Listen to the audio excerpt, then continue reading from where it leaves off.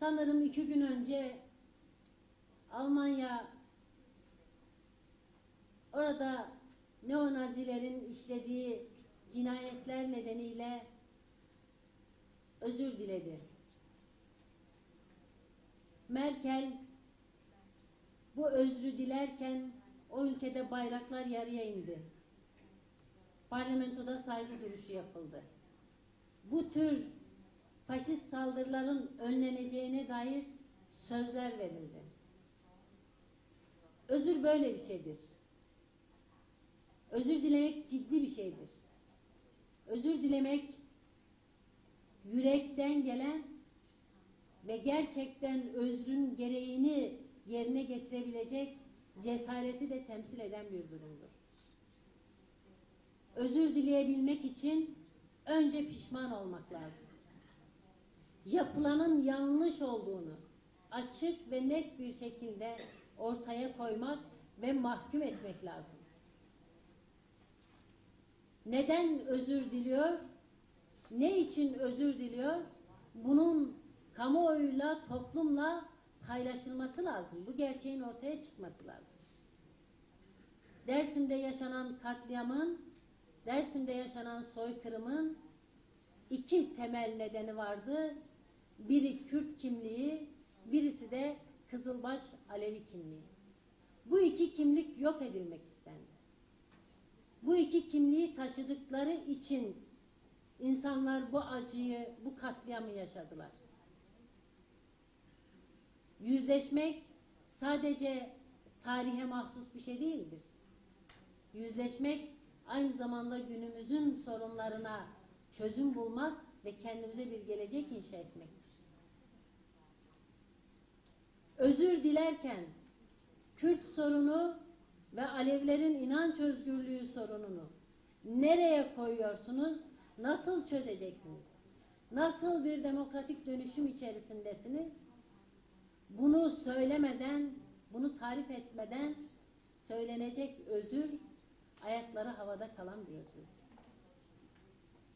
Özür dileyebilmek için hakikati, gerçeği olduğu gibi tarif etmek, bundan pişmanlık duymak, bir daha da yapmayacağının garantisini ve güvencesini oluşturacak adımları atmakla mümkündür. Yine bu özür beraberinde yaratılan sonuçları ortadan kaldıracak adımlarla bir anlam kazanabilir. Bunları yapmadan siyasete malzeme olsun, kendi iktidarlarının devamlılığına bir gerekçe olsun, başka zeminlerde siyaset yapabilmenin önü açılsın diye özür dilemek, özür diliyormuş gibi yapmak bu halkla alay etmek olur. Bunu da hak etmiyoruz. Çünkü eğer bugün bu konu konuşuluyorsa, bu konu tartışılıyorsa gerçekten de Dersimlilerin, Dersim halkının fedakarca unutmadan acılarıyla baş edebilmek için yürüttüğü mücadelelerin geldiği bir aşamadır bu. Bu konuda şimdiye kadar peşini bırakmadan ısrarcı bir şekilde bunun mücadelesini yürüten insanların emeğinin bir sonucudur. Ama bunun üzerinde siyaset yapmaya çalışanlar insanlık adına utanmalı ve bu yoldan vazgeçmeliler. Bizim yaralarımız çünkü hala çok taze. Hala kanıyor. Yine bu katliam ve soykırım sürecinde devleti, iktidarı yöneten, aynı geleneği bugün devam ettiren, aynı geleneğin siyasal temsilcisi olan siyasi partilerde kendi geçmişleriyle yüzleşmek zorundalar. Kendi geçmişiyle yüzleşmeden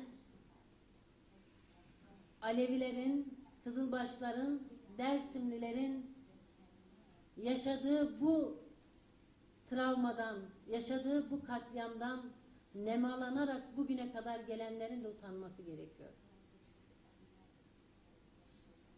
Değerli arkadaşlar,